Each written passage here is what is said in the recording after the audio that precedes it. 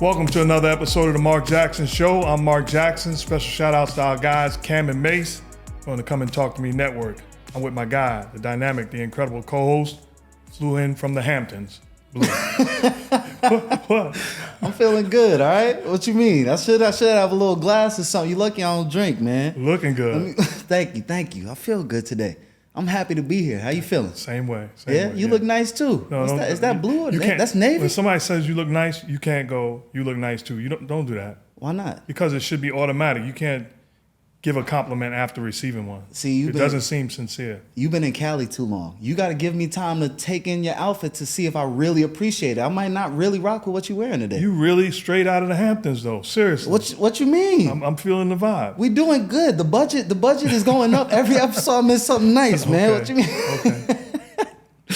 Let's give a shout out, speaking of our budget, to our sponsors, Underdog Fantasy. Click the link in the description below and use the promo code MARK. They're matching up to $100. Our favorite game is the Pick'em game. Go click it.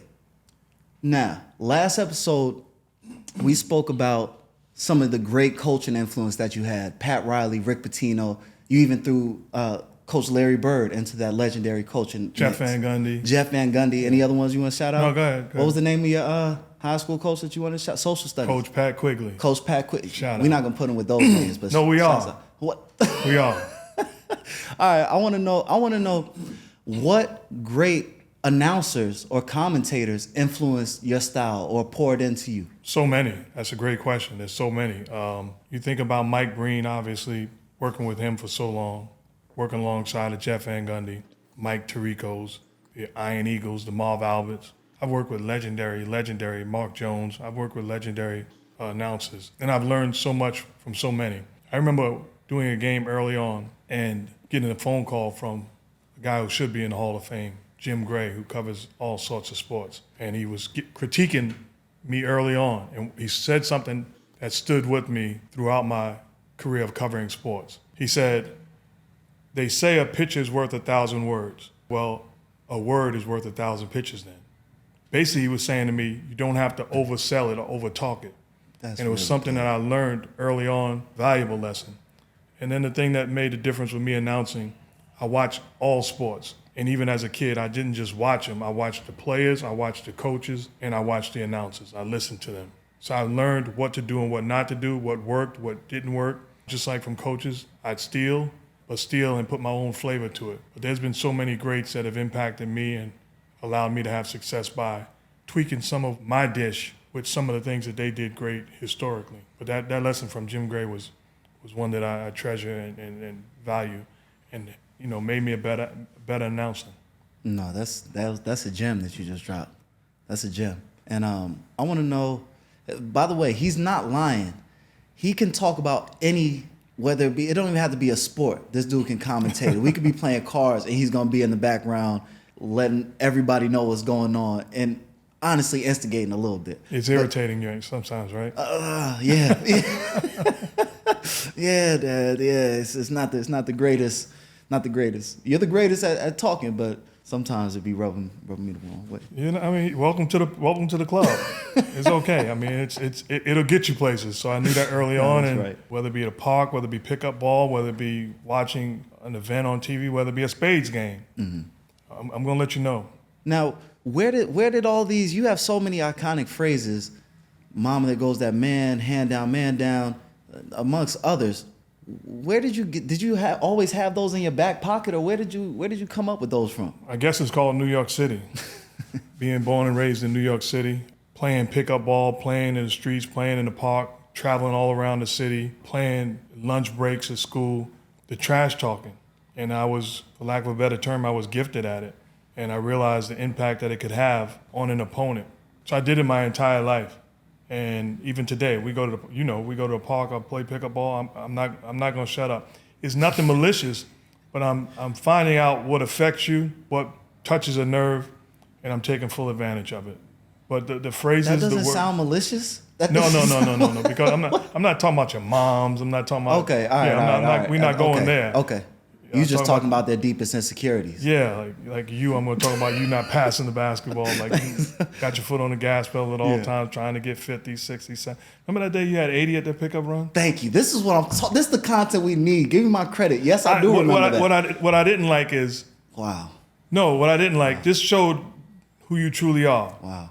Here we go. You came over after the game was like, how much I have. You knew what you had. No, I didn't know. You knew you had. I didn't know. Oh, you just came up to me and was like, I think I had about 80. Oh, you just so happened to know it was 80. I don't know if you've had those type of scoring days. I did. Yeah, like once you reach a certain number of points, I'm just playing at this point. Is that a flex? I'm just saying. This dude just flex. Huh? I'm just saying.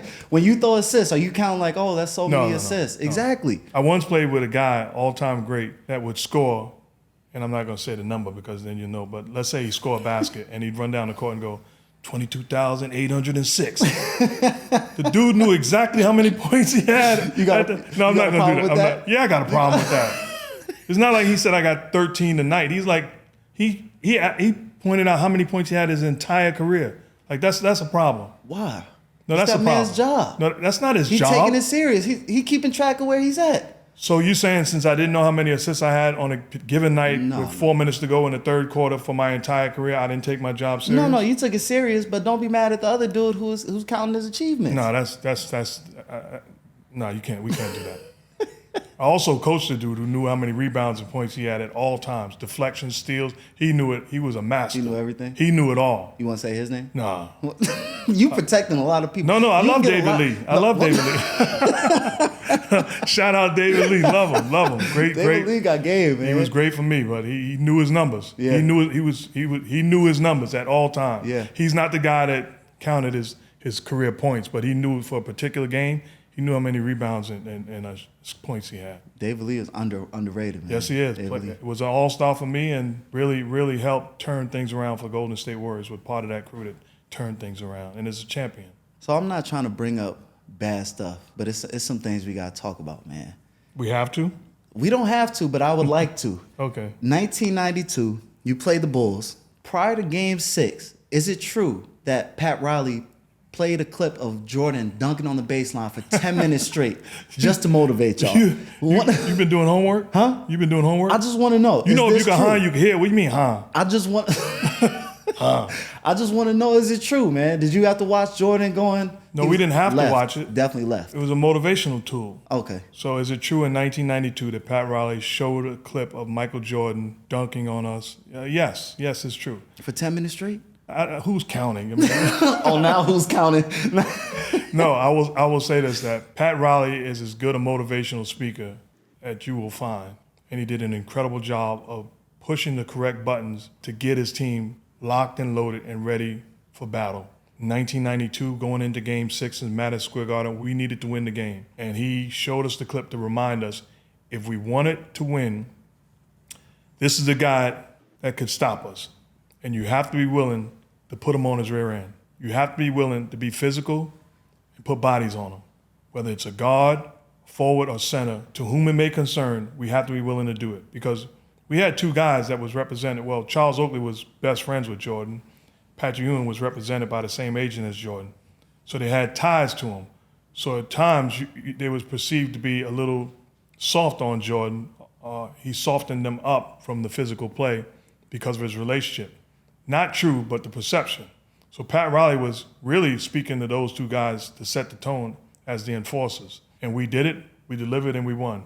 Now, as great as Pat Riley is at motivating his team and giving speeches, pushing buttons, the one time that I thought he fell short, for lack of a better term, was in Game 7 in Chicago. He went to tell a story, a great story, but Game 7 in Chicago against the great Chicago Bulls team, we didn't need a story. We were a veteran team. We just needed to say, you know what time it is, bring it in.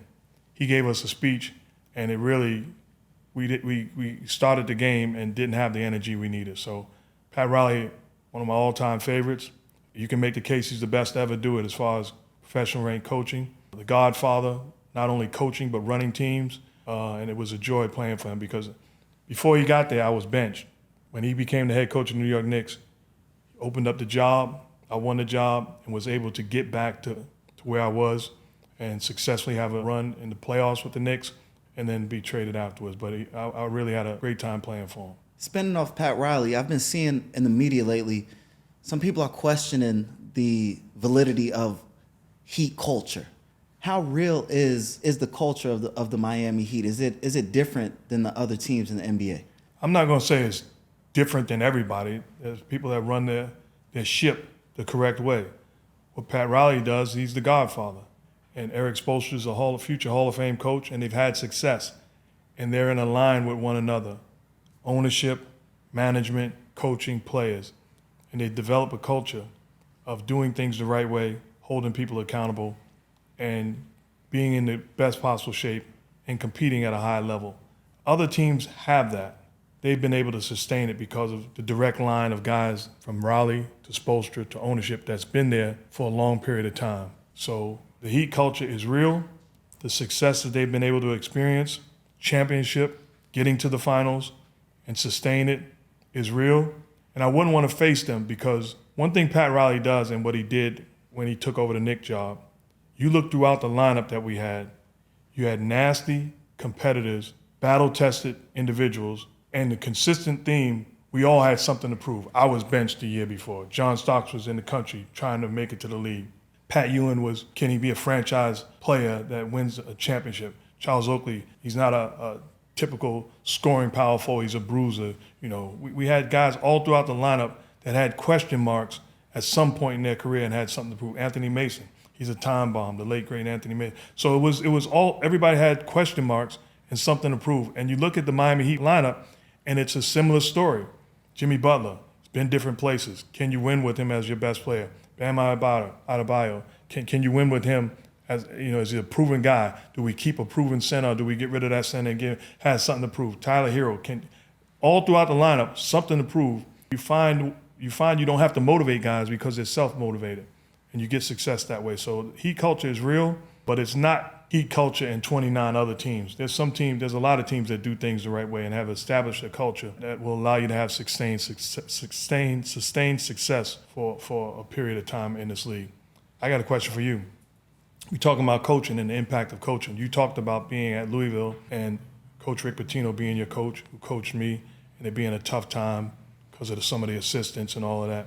Flipping the table, is there a coach somewhere in your life that impacted you in a positive way that you remember? Oh, man. I got to go all the way back to Coach Lisa at Pan Pacific. Coach Lisa. Shout out Coach Lisa. Shout out to Coach Lisa, man. That was honestly the last coach that was the last time that I really had a coach that cared more about just impacting the kids than ascertaining some great accolade in their personal life. So for me, I ran into coaches that a lot of times, even at Louisville, wanted to be mini Coach Pitino. I went to Manhattan, they wanted to be a mini Masiello. And I can't really give nobody, I'm not a fake. I'm not a fraud. So I'm not going to give nobody no fake flowers when I didn't really feel the love like that. Think about that. You said, how old were you with Coach Lisa? 11, 12? Think about that. 12. As a grown man that played, all throughout your life, you had to go back to 12-year-old Bluu, who was coached by a woman who did an incredible job. That says a lot about the state of coaching and the impact, not just on the professional rank, but all throughout. We're failing these kids. Yeah. And applauds and recognitions to the coaches that's doing it the right way. But shame on you that I talked about it. I can see a couple of my kids, coaches, and we don't even speak. And I had no encounter with them, but I'm disappointed in the way that they guided, they nurtured, they led. It's sad. If you see my coach, he's family for life. You see my high school coach, or the coaches that I talk about, I still call them coach to this day. Now, there's some people I call them Leroy. They're not coach to me because they didn't act like a coach. But the ones that I value and treasure and appreciate, coach for life. And that's the impact it's supposed to have. Yeah. Lisa. Coach Lisa. And she loved basketball, too. She loved basketball. Still to this day, she loved basketball. Mm-hmm. It's not many times that you find coaches that are empathetic to their players. We've lost players' coaches. We've lost understanding that before I'm a coach, I'm your leader. Before I'm a coach, I'm your mentor. Before I'm your coach, I'm in your corner. It's turned into a situation where everybody wants to be Greg Popovich or the next big thing as far as a coach. And we're losing sight of the fact that there are real people that are being used as pawns. And that's a nasty game. That's nasty. Shout out to Coach Lisa, because you went back and haven't spoke to her in I don't know how long and how many years, but when the question was posed to you, you went back in time and acknowledged her impact. That says a lot about her, and it also is an indictment on the others. Yep, it is. I don't got nothing good to say about nothing. This dude. Oh, man. Nah, I gotta be real, Pops. I appreciate it. Yeah, I gotta be real. We can't. You ask me a question, I'm gonna give you the real. Yeah. I had a coach that once said that his wife is at the game solely for one purpose: to watch during timeouts who's looking at him and who's not. Like, are you kidding me? Like, well, what are we doing? What are we doing? See, come on, man. What are we doing? Why? What is that? To think she accepted the job. Are you kidding me? Nah, that's bad. Yeah. That's bad. Therapy. Y'all need some therapy, man. There's a lot of coaches that need therapy. Not y'all. I'm good. No, not you. You good. But the coaches need therapy. They're taking advantage of these little kids screaming on them because you couldn't talk back to your boss. All right. You see this hit something? Yeah. Touched the nerve there, man. You all right? Yeah. Okay. I'm good. This is good, though, because it shows, honestly, my mentality is the mentality of a lot of these young players in the league. A dude that's 21 or 22 that just comes into $50 million or $20 million. And he's looking like, man, these dudes have been looking at me as a dollar sign my whole life. My question is, how do you communicate to a young player in the NBA as a coach or somebody that yeah. To me, it's easy because what you see is what you get. So I communicate by going to dinner with them. I communicate by going and having breakfast with them. I communicate by getting to know their family. I communicate by demanding respect from day one on both sides. I can remember meeting with guys or meeting with the team and say, I'm not going to cuss you out. You never, no matter what you do, I'm not going to tell you off, cuss you out, disrespect you. And at the same time, I'm not going to tolerate you doing it to me. So give me what I give you. And when you're honest and you care, that's all they want. They want to be coached. They want to be coached even in difficult times. They want you to hold them accountable and be demanding. But they also want you to be real. Think about it. If a kid plays for me and his mom is sick, you think it matters most for me to get him to practice or for me to go to the hospital with him to visit his mom? Think about how far that goes when he knows Coach cares about me. I missed a free throw. I turned the ball over, but he visited my mama. He's asking about my mama. He didn't not just fake hustle. That's what it's all about. Developing relationships and impacting and caring about players that'll run through a wall for you. And they will. And they want to. But when you show you don't care, I remember, like, I always thought this, not recently, I always thought my entire life. If you're a coach and you cussing a player out, college, high school, and I don't co-sign this behavior at all, but that player has every right to cuss you out. Who are you? You're not his mom. You're not his dad. You're the leader. Find a way to talk to him and communicate. And if you can't do that, then find another job. Don't suspend him or cast him away because he cussed you out. But you can live to see another day and continue to lead. That's negligence, in my opinion. Man, I wish I had this show to look at when I was in high school because you ain't let me cuss out my coaches back. No. What? Oh, so everybody, that's the advice you give to everybody but me? Breaking news, you're the oldest of four. Have you ever heard me cuss?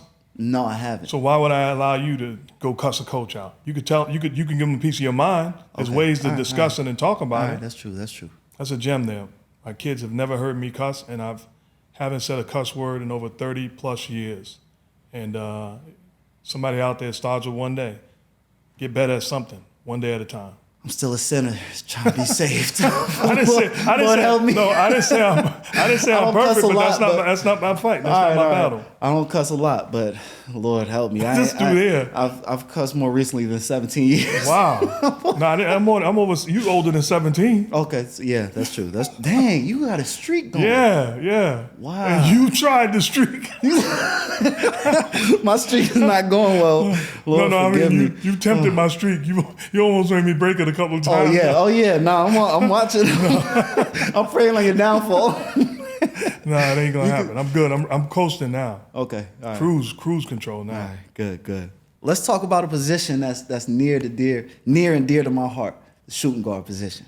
Oh, You gave your top 5 point guards in the last episode, and somebody on NBA Twitter put up the following top 5. You ready? yes. Anthony Edwards, Devin Booker, Donovan Mitchell, DeJounte Murray, and Paul George. That's a good list. Are we counting DeJounte Murray as is he I guess a 2? if Trae Young is the point guard, then Okay. he's the 2. So probably 2 guys I'd put in there off the top of my head without looking. I'm sure I'll look later and think I forgot somebody. But Kyrie Irving is a guy in the discussion. If Luke is the 1 and Kyrie's the 2, he's a great, great player that creates all sorts of problems when you have to face him. And then the guy that's near and dear to me, I'm still going to put him in there till death do us part, is Klay Thompson.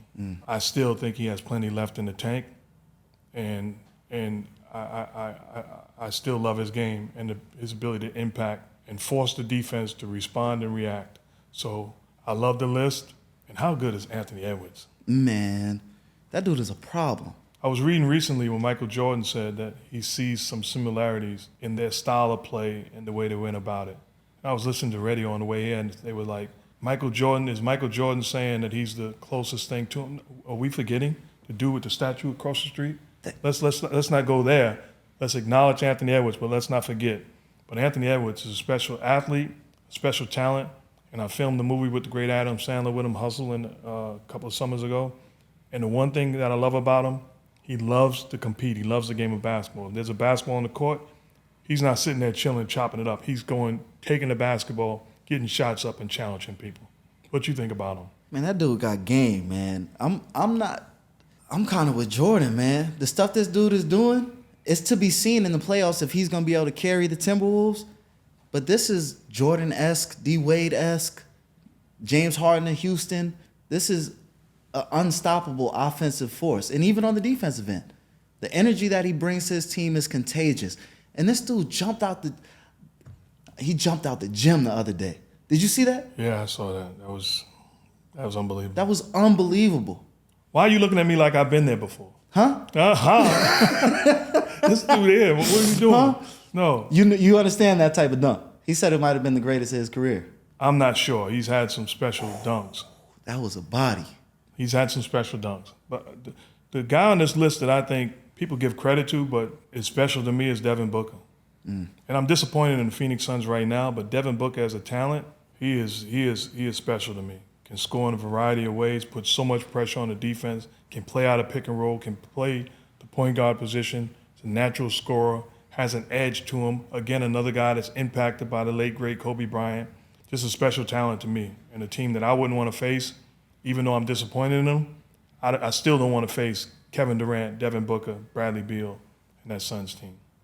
I wouldn't want to face them because of the talent they have and their ability to take over games on a nightly basis and get hot and win a series. I picked Devin Booker, but clearly you saw something which we talked on the previous episode.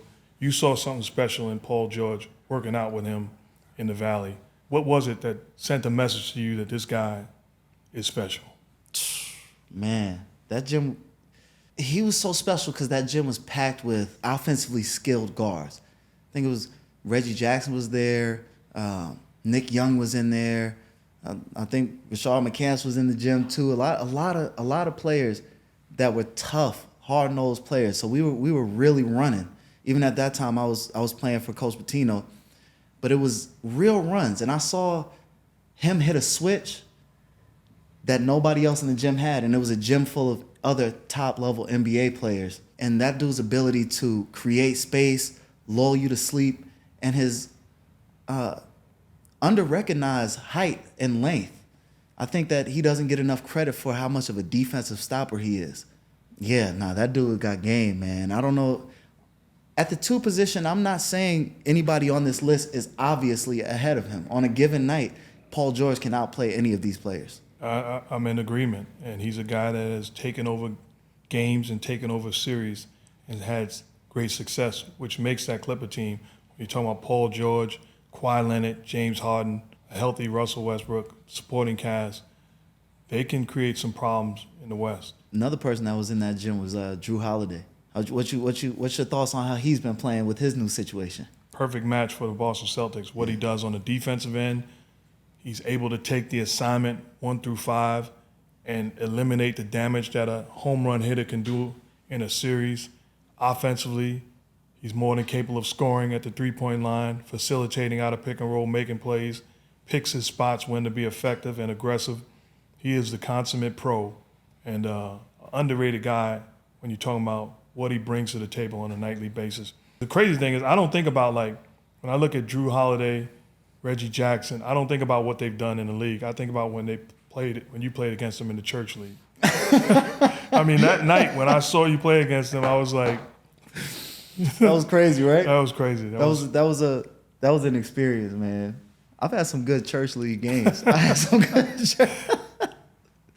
Look, when I get to heaven and Justin Holiday, the whole Holiday family, man. It was a holiday. Yeah, it was a holiday. Look, when I get to heaven and it's time for God to pick His team, I'm gonna be on there somewhere. Even if I got to sit on the side. I'm in agreement. Do praise and worship. All right, let's go to flashback time. We got some good ones today. Looking forward to it as usual. Yeah. Oh, we got a good one today. Let's put this up. All right, we got you with the GOAT right here. Absolute legend and brilliant comedic mind. The great Dave Chappelle. Bay Area, obviously, Ohio, but spent time with him when I was coaching the Warriors. He'd come down to games and spend time in the locker room, and it's Dave Chappelle, man. I mean, think about watching him on a comedy special and the way he manipulates his words and deals with sensitive topics and attacks them in a way that resonates genius. Great being around. And a guy that's just a normal dude, that doesn't act like he's God's gift to anything. And I enjoy my time around him. To me, the greatest comedian of all time. He's in the discussion. I'm not gonna argue against that. He's absolutely a genius. And I've been saying that since I was a kid. I used to love.